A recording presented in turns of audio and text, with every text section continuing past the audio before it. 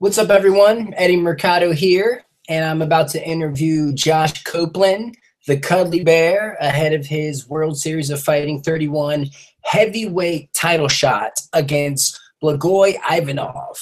Should be a very exciting match. It's always fun when the big guys go at it. So we're going to talk to him, talk about how his training's been going, where he's been training, who he's training with, what his diet's like, and his thoughts on his opponent. So, yeah, let's go ahead and give him a call and see what he has to say. Hello, this is Josh. Mr. Copeland. How you doing, sir? This is Eddie Mercado. Hey, Eddie, how are you, buddy? I'm well, and yourself? Man, I'm blessed. I like that. It's a good answer. That's a good answer. So, yeah, you got a big fight on your hands. You're going for a world title. How does that feel? Oh, dude, it is awesome. I can't wait, honestly. Yeah, it's definitely going to be exciting. It's going to be Mashantucket, Connecticut, at the Foxwoods Casino. Have you ever been up there before? I have not. It's another reason I'm excited to go. Furthest I've been is DC back in 9th grade, so okay, it'll be fun to check out new territory. Yeah, it's really nice up there. It's a huge place too. I mean, it's so easy to get lost in there. But wow. Yeah, so you were the RFA champion, so you have won a title before. So this is nothing new. This isn't your first time scheduled for 5 rounds.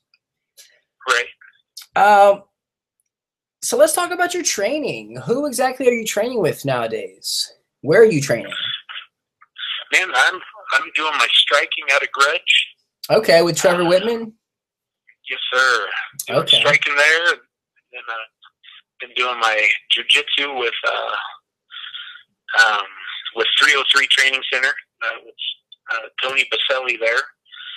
I've been doing my strength and conditioning with Lauren Landau.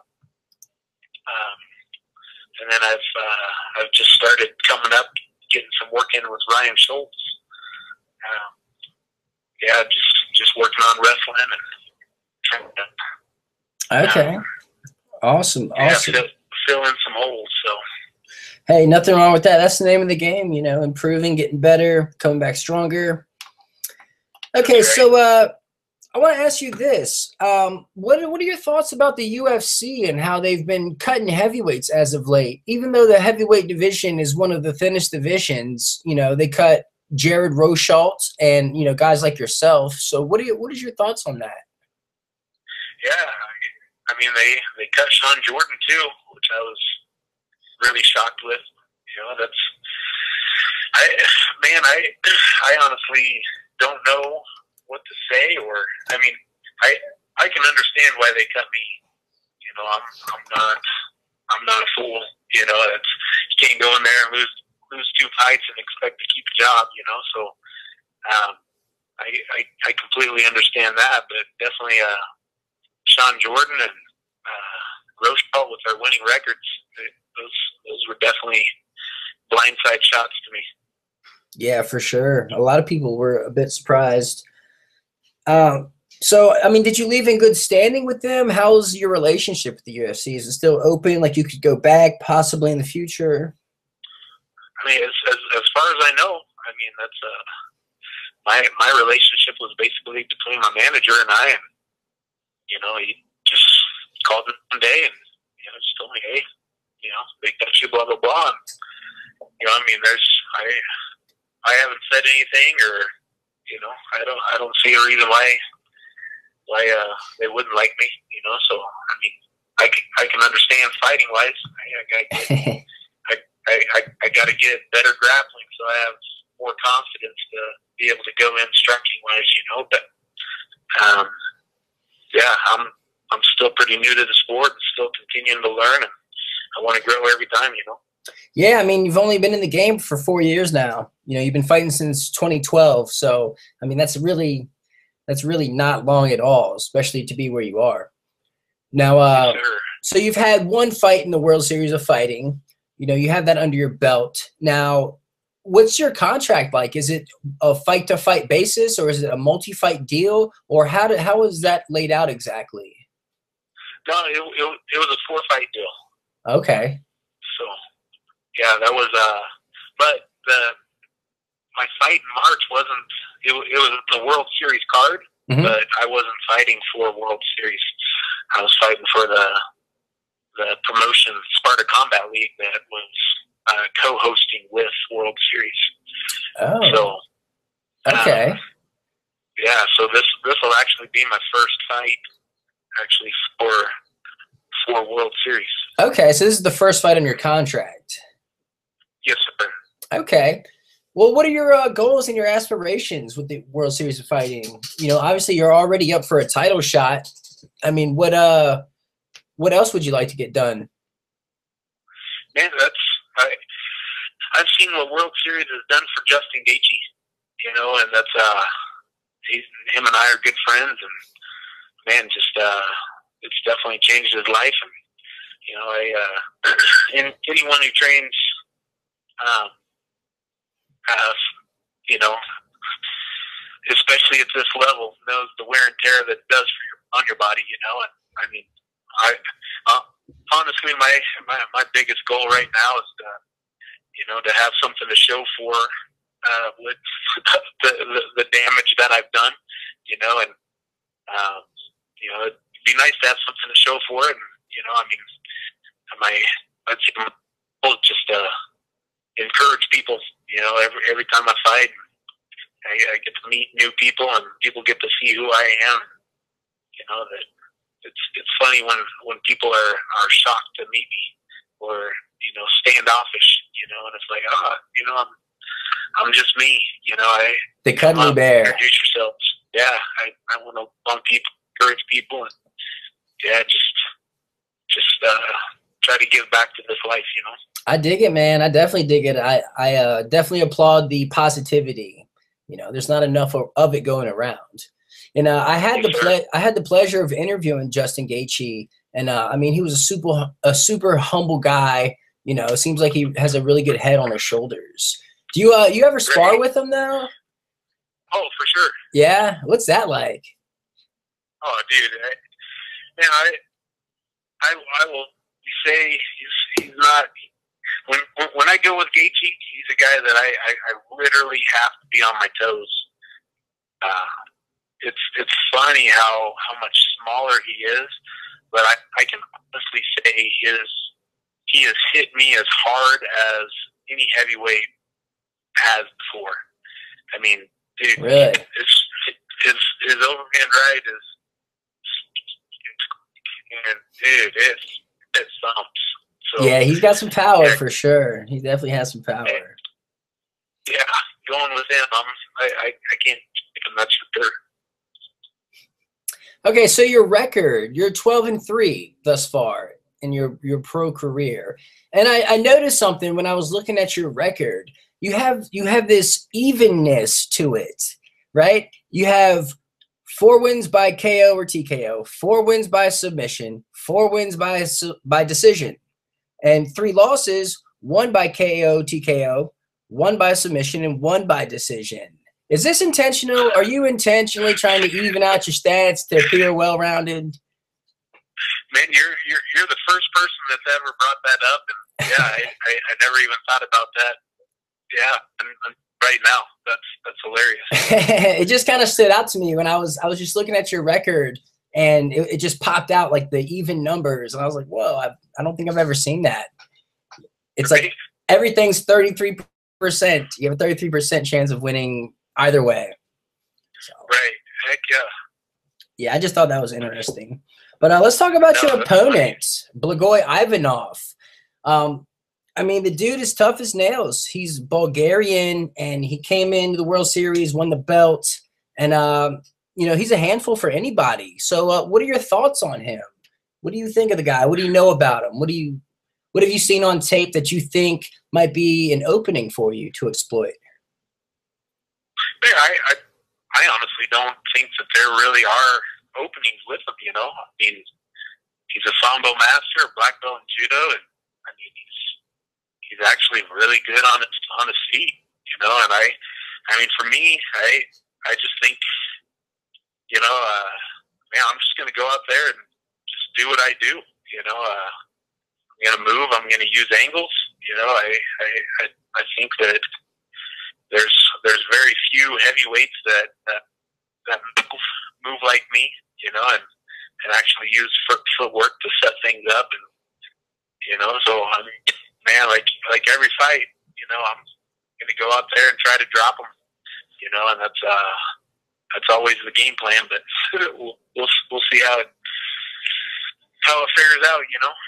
Yeah, I dig it, man. How's the weight cut been for this? Do you cut any weight at all, or you just get to? Are you one of those heavyweights that just that's not a thing? Like you don't have to cut to heavyweight? No, I mean for my last fight, I want to say I weighed in at 261, but I think my scale at home was a little heavier. So the day I probably floated about 3 pounds. So I woke up, I want to say around 266, 266 and a half, and didn't want to take any chances, you know. So I ate my breakfast and pretty much nothing else until that night. And when I got on the scale, I was 261, so I was pretty shocked at what that was. And yeah, I mean now I got my diet under control and just been training my butt off. Saturday I was 250. Oh, you know, wow. so Okay. just continuing to train and just, you know, for me, just ready for this 5-rounder if it winds up going 5 rounds. Okay. Know, so have you made like specific changes to your diet? I have. I got a company, Pro Meal Prep. They've been making my food for me, and yeah, it's pretty much meat, vegetables, and good source of carbs in every meal. So yeah, it makes it plain and simple for me. Just wake up, pull it out of the fridge, and zap it for 2 minutes and eat it. You know, so. Okay. And do you notice a difference? Do you notice a difference in your performance in the gym? Man, 100%. Even Trevor Whitman was saying that was telling me today that, you know, he's impressed with how much more I'm moving. You know, and he's like, honestly, Josh, I think it has a lot to do with, you know, the 20 pounds you've taken off. So that's yeah, I feel better at this weight. You know, awesome. I feel the best. You know, I'd say between 240 and 250, and you know, for me, it's the tough thing is I am a heavyweight and I love to eat. so it's all about discipline, and man, you got to be disciplined not just in the gym, but that's what we put in our mouths too. You know. Yeah, absolutely, absolutely. So I gotta ask, what is it like training with Trevor Whitman? You know, the guy's he's a legend. He's trained so many champions. Yeah, I mean, to be honest, people really don't know. It's very rare when you find someone like Trevor who not just has the knowledge, but it footwork. He knows how to repeat in a way that you understand. That's always Trevor's like taking 5, 6, 7 from someone else. So that's he's I don't know. He's the reason Justin Wren and I moved up here from Colorado, or from Texas to Colorado. You know, so yeah, I just try to get in as much time as I can with him. That's right. You're pretty good friends with Justin Wren, right? Yeah, he was best man in my wedding. I was best man in his wedding. Yeah, he's best friend. So okay, awesome, awesome. Have you ever been over to Africa with him, with the pygmies and all that? Man, I have not. Is that something you are interested in, or you kind of want to stay away from the dysentery, or? Man, it's. I mean, to me, it's funny because, you know, and I love to give back and, you know, and just serve people. And I was actually chatting with Justin's dad about it the other day, and he was asking if I'd ever go. And, you know, to be honest, I would go. You know, and that's Justin can tell you, my wife can tell you, I'm the biggest baby when it comes to bugs. From spiders to roaches to stinking mosquitoes to whatever. I'm like, yeah, it drives me nuts, you know. And but it's to me, it's funny what you would do for someone else, you know. And that's there's no doubt in my mind that I could go camping and the bugs could be thick and I wouldn't have a very good time at all. But if I was over there with a purpose and, you know, to help and to love and encourage other people, then yeah, 100%. And you know, more than likely, the bugs probably wouldn't even affect me, you know, really at all. So it's definitely a possibility, you know. And for me, just hearing Justin's story, you know, how he went over there for a year. You know, one of the biggest problems is people going over there trying to show up, and you know, they show up for a week or two and pretty much just make a mess, and then they leave and never come back home. You know, it's almost like the trip was more to pat themselves on the shoulder to make them feel better about themselves. You know, and then they wind up leaving a bigger mess than than how it was before they came. You know, and just kind of hearing that, you know, definitely if I ever made a decision to go over there, I would definitely follow their lead and just be smart, you know, with whatever I do, just because I don't want to cause any harm, you know? Yeah, absolutely. All right, well, let me ask you this. Where would you say your nickname ranks amongst all of MMA's nicknames? In the MMA rankings, as far as nicknames, where would you rank yours? Oh, man. I mean, to be honest, you know, anyone who knows me, they know I'm modest. I'm not cocky, but I found the perfect nickname for me, I would say. You know, so I mean, when it comes to me, you know, that's not everyone can be the Cuddly Bear. You know, it doesn't fit all descriptions. You know, but for me, I think it's number one when it comes to describing Josh Copeland. So. Okay. I dig it, man. Well, hey, I definitely appreciate you taking the time out of your schedule. I know you got a big title fight coming up. You got a big, you know, a big event, a lot to train for, a lot to think about. So I definitely appreciate you taking out the time. Do you have any sponsors you want to thank or give a shout out to? Any people to mention?